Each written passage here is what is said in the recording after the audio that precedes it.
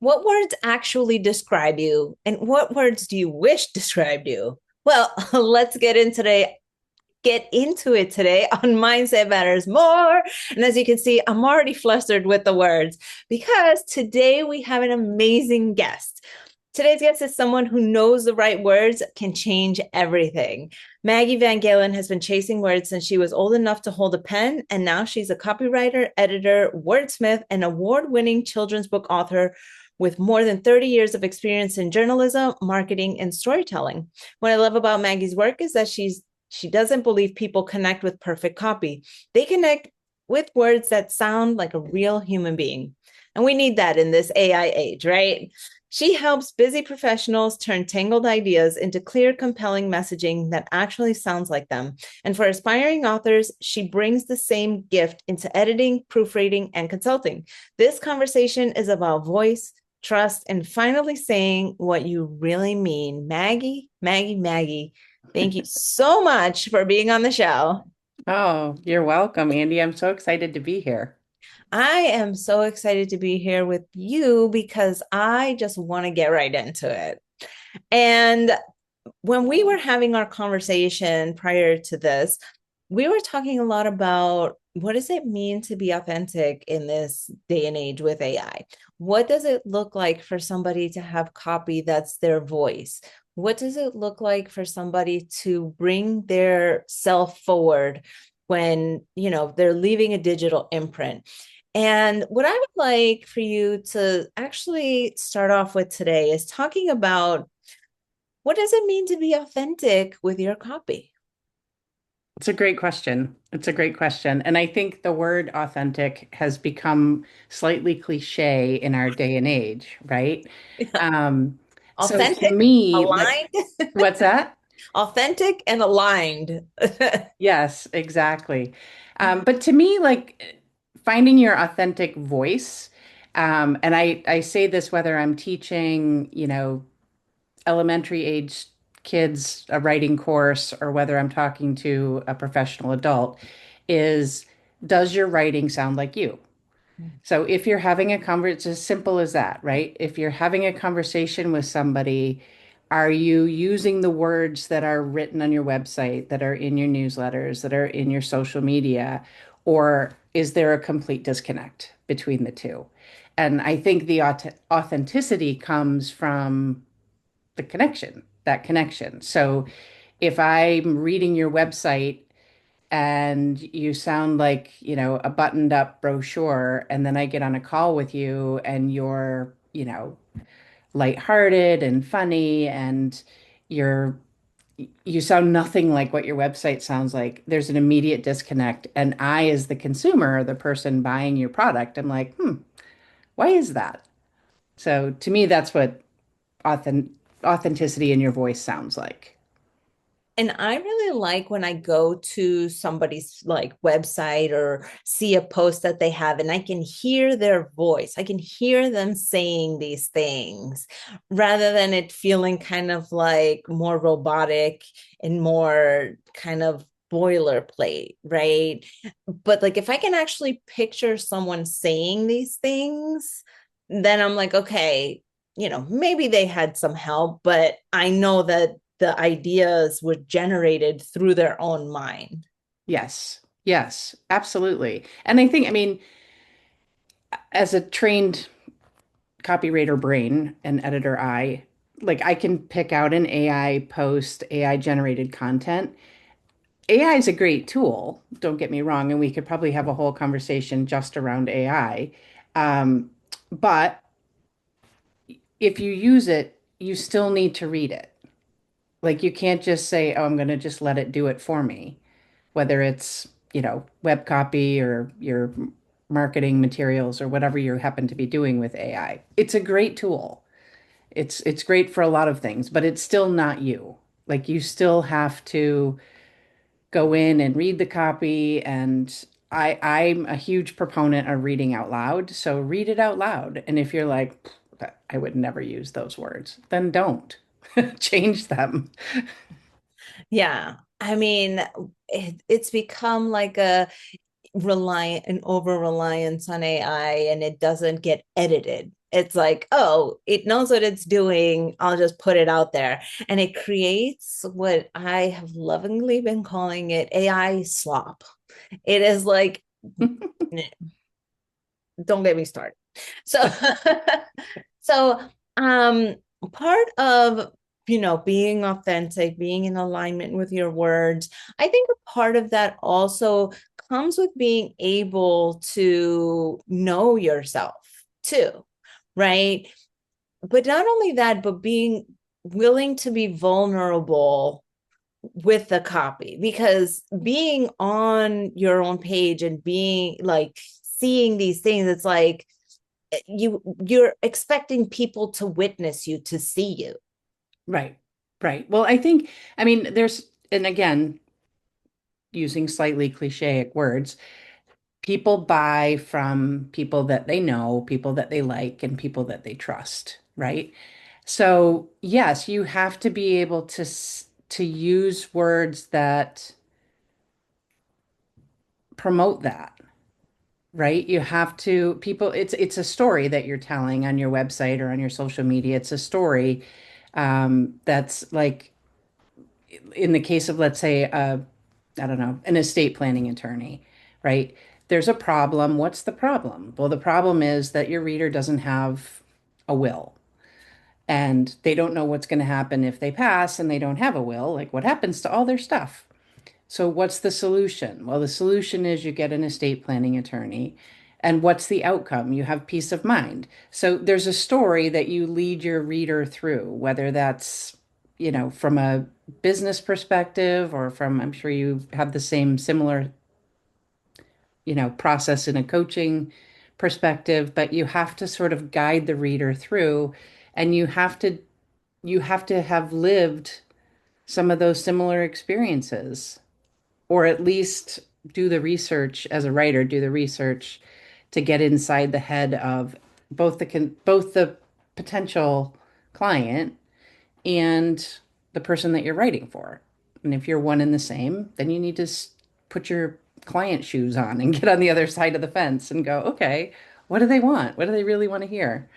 You know? Yeah, that's amazing. And it's really great that you brought up the know, like, and trust. By the time this airs, I would have already done, but I'm doing a master class on know, like, and trust yourself in order to manifest. Yeah. It's a marketing principle, but like we're marketing to the universe, that you have to come with that real part of yourself on what do you want, and like what do you want your clients to know about you, what do you want your clients to get from this experience with you.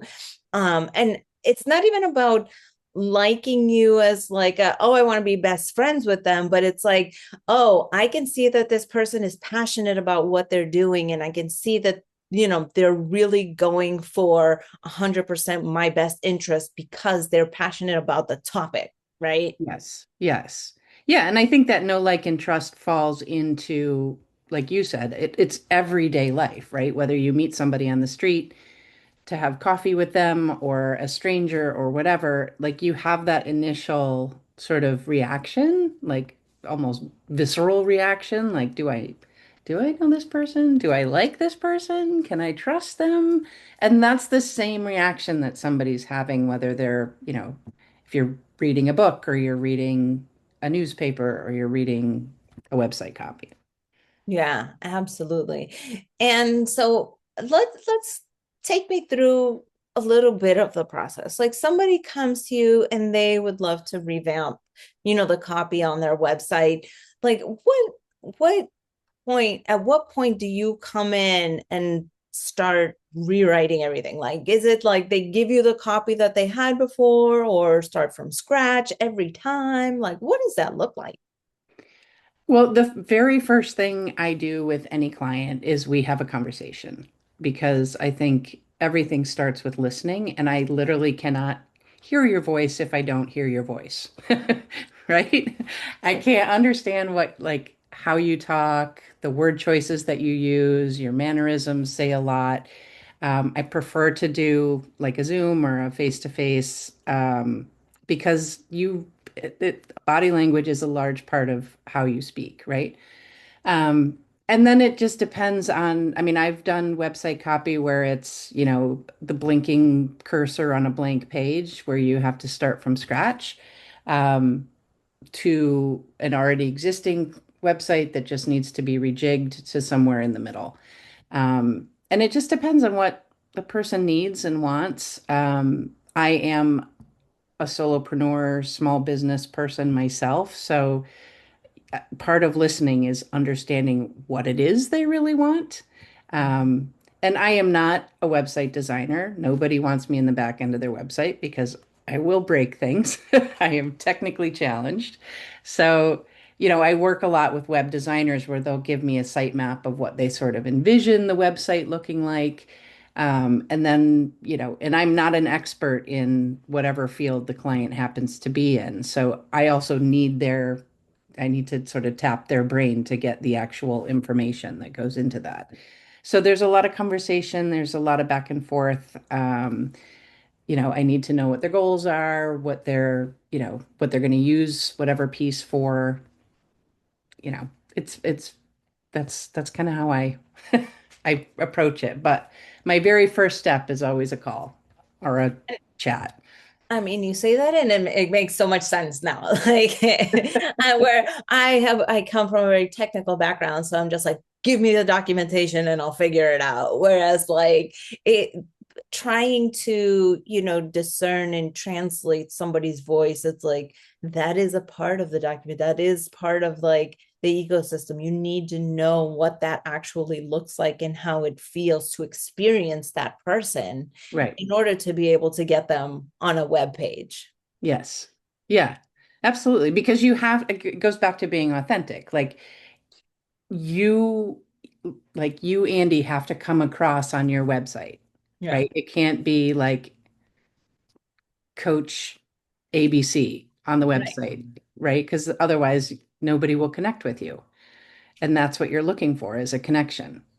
Yeah. I So, actually did a an energetic audit of my web page, and the person who did it, she said, it feels very empty. She's like, I don't know why that's coming across. And I'm like, oh, because AI wrote it. And she was like, yep, I'm like, clearly it was a robot who wrote this thing. But for my purposes, like I rarely send anybody to my website, but that was like the thought process. I've since revamped it a whole bunch, but like the fact that like you can pinpoint it is like there was just this like emptiness to it. I'm like, oh, that was a robot. that's funny, right? Yeah. That's amazing. That's amazing. I'm a huge Yeah. believer in like energy and um, the sort of power of my oldest son calls it my woo-woo aspect, but um, it is interesting how people can pick up on that. Yeah. I mean, being a manifestation coach, like I live in that space. So Yeah. um, so tell me, what brought you to writing? What brought you to the word? What brought you to being able to express through writing? Because this is such a special skill I do not have at all.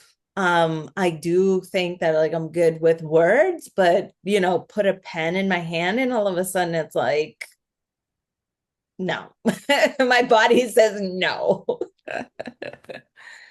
Oh, wow, that's a good question. I mean, I have written literally since I could hold a pen. And I've used the power of the word throughout my life. I wrote poetry to get through teenage stuff. I went to school for journalism, that morphed into like advertising, creative writing, which led down a different path. But um, it is just my gift, I guess, that I was given, to be able to tell stories and to encapsulate those stories in word form.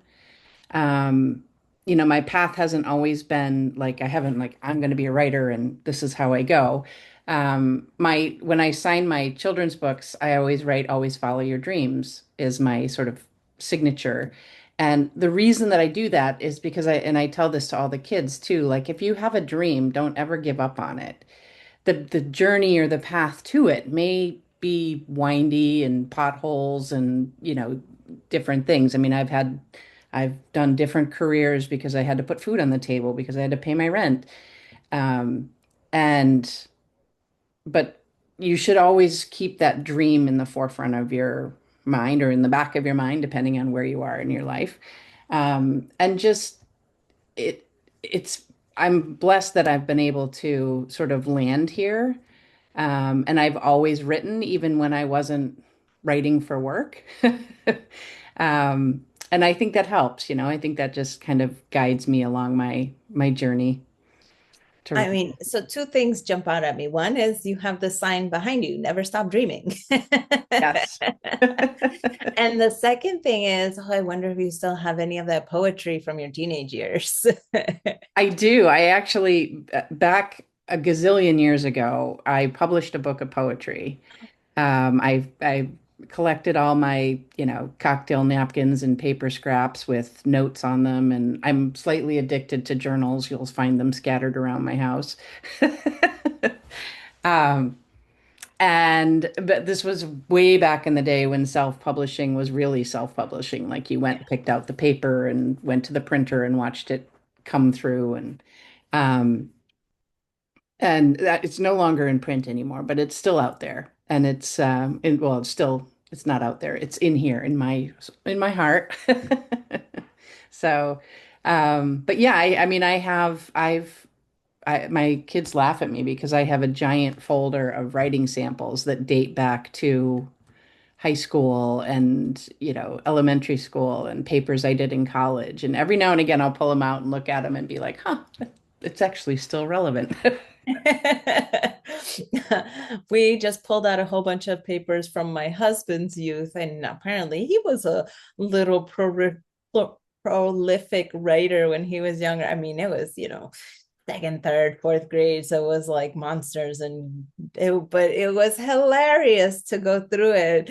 But you can see, and I say this probably on every podcast, but I'm gonna continue to say this, is that I feel like the people who are really good at what they do, who really bring the craft into alignment and authenticity and using those, cliche buzzwords, are the people who you can see throughout their entire life the passion for what it is that they've done. Like, seeing people who've always been into nutrition since they were young, or people who've been, into a certain kind of sport, or, whatever it is, whatever their gift is.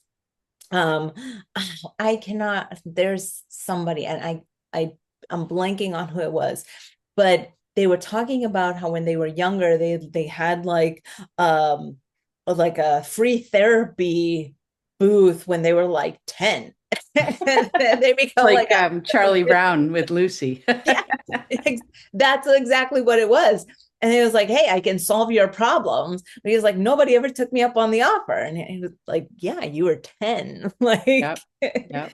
but that you get to see when people really care about their craft, and that, like, it's carried through your entire life.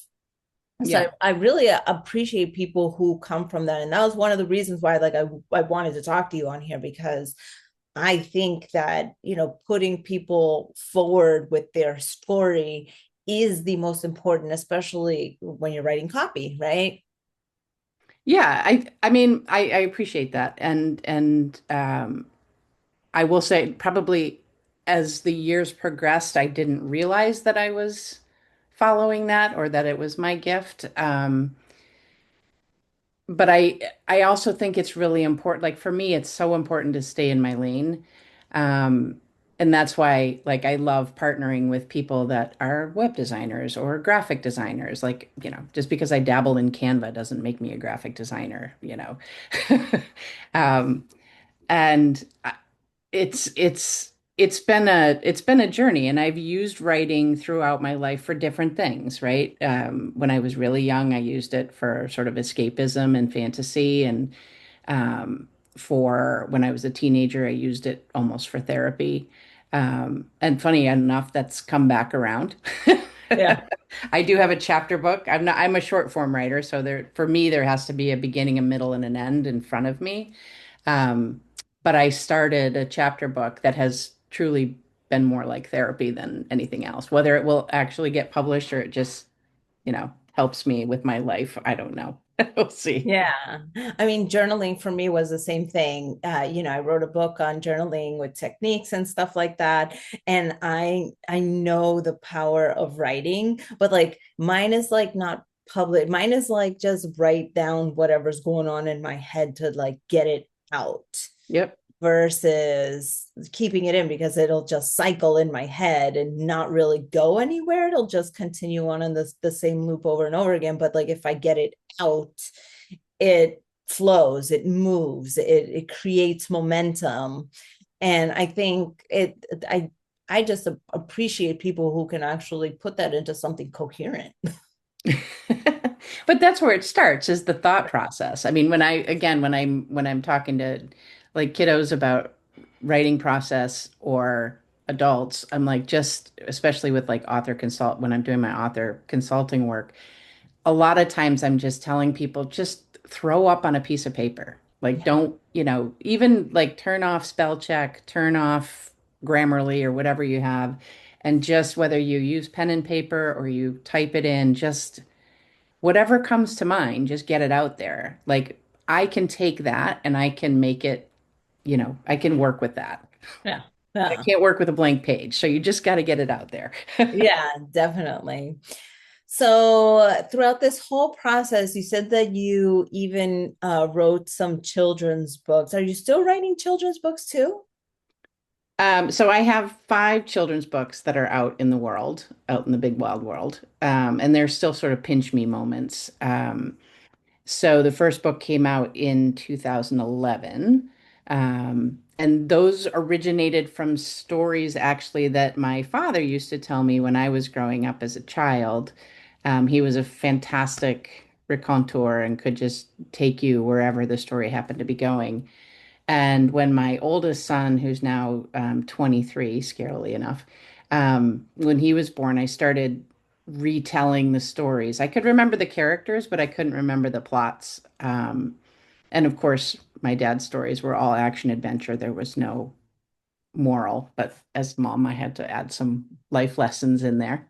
Um, and they had a bring your parent in to preschool day, and the firefighters and nurses and whoever would come in and talk about what they did to the kids.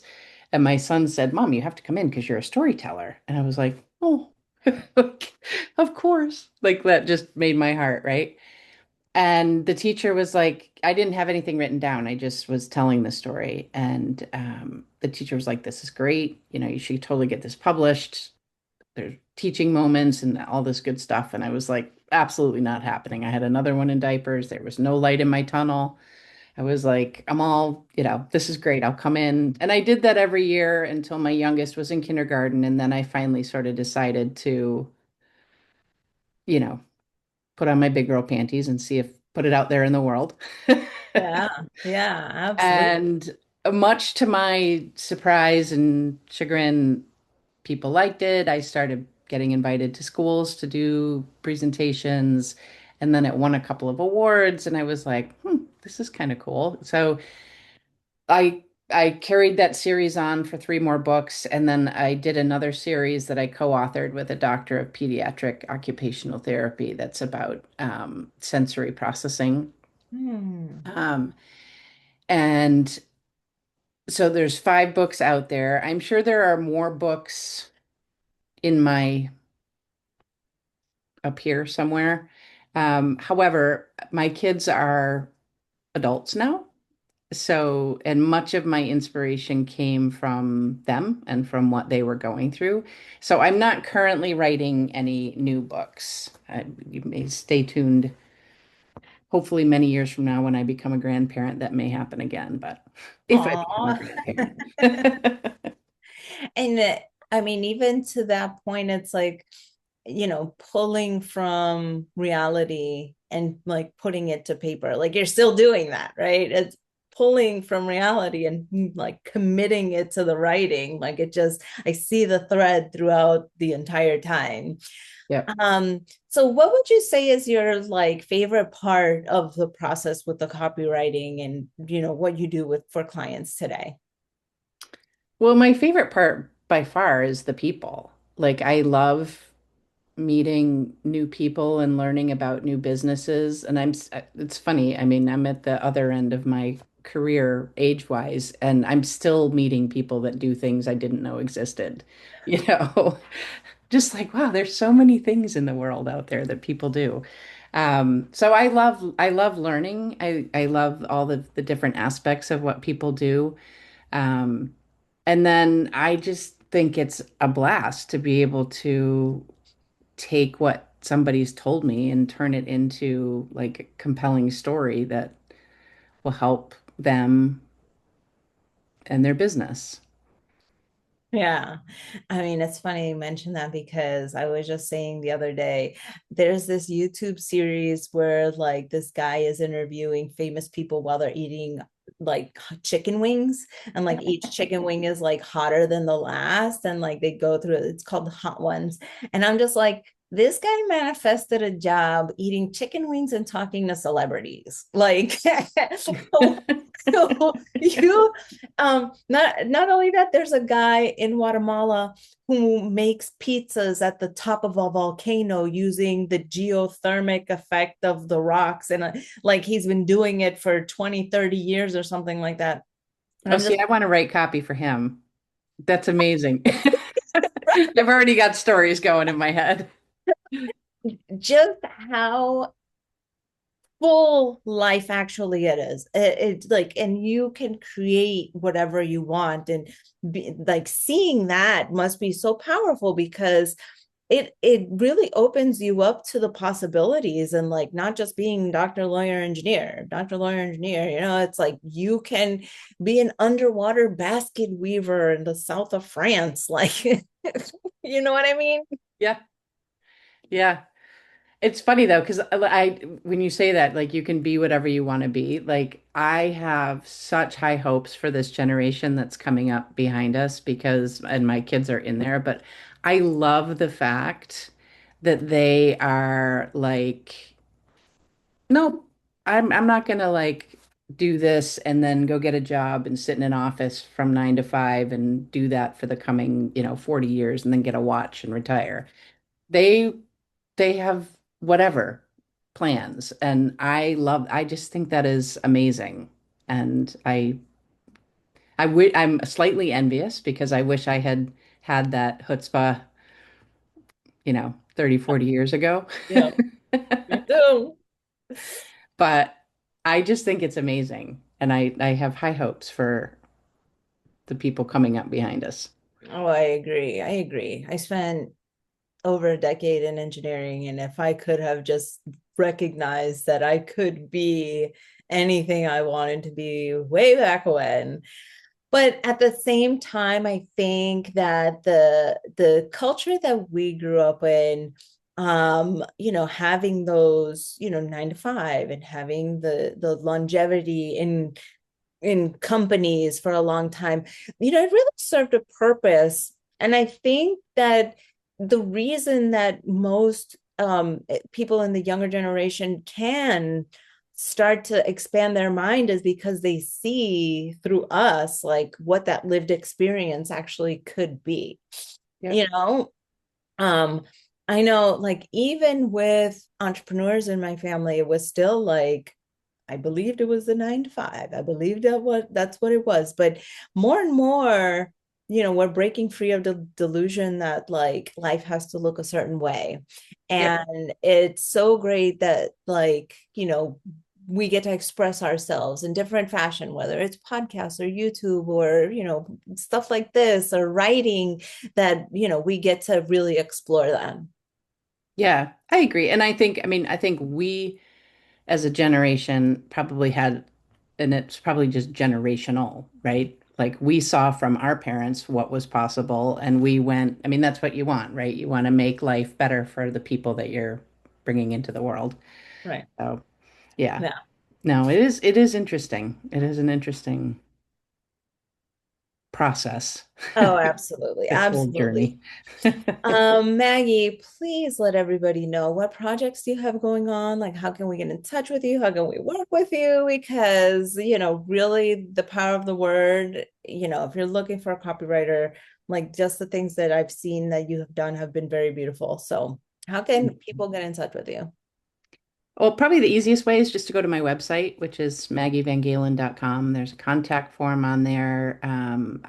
It outlines all my services. And hopefully you'll see that the copy sounds like me, Yeah, is yeah. authentic to me. I'm very excited. I have a new project that I'm working on. I partnered with, like I mentioned earlier, technical stuff is not my area of expertise. So I partnered with a gal who's a visibility and website brander, and she and I are doing a done for you newsletter. So I write the copy and she does all the back end stuff to make sure it gets looks pretty and gets opened and all that kind of stuff. So I'm super excited about that. Um, and then yeah, I mean, I'm working with some authors, which makes me very happy. So I love to see all the different books that are out there. So if you have a manuscript tucked away in your bedside table and you're not sure what to do with it, give me a call. Ah, amazing. And you've got your master classes too, if I recall, right?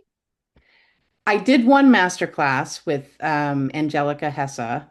That's her class. And I was a guest on it. So I haven't quite gotten to the point yet where I'm ready to do a master class myself. Mostly because of the technical stuff at the background. Like I'm not so good at the whole, you know, what you do, like the podcasting and stuff. So Let me tell you, sometimes I just hit record and I've got like, I'm probably the most inefficient at this, but I'm like, I'm gonna make it work. That's like my mantra, make it work, and you just make it work. make it work. Awesome. I love it. Well, you do a good job at it. Oh, thank you, Maggie. I am so grateful that you came to share your time, space, and energy with me. Everybody, please share this and get her word out there because, if you're looking for somebody to write your copy, if you're looking for help, or somebody who could benefit from this, please share this. Thank No, like, subscribe and do all the fun stuff. And, just thank you so much again, Maggie. This has been such an amazing conversation. Everybody, love you guys. Bye.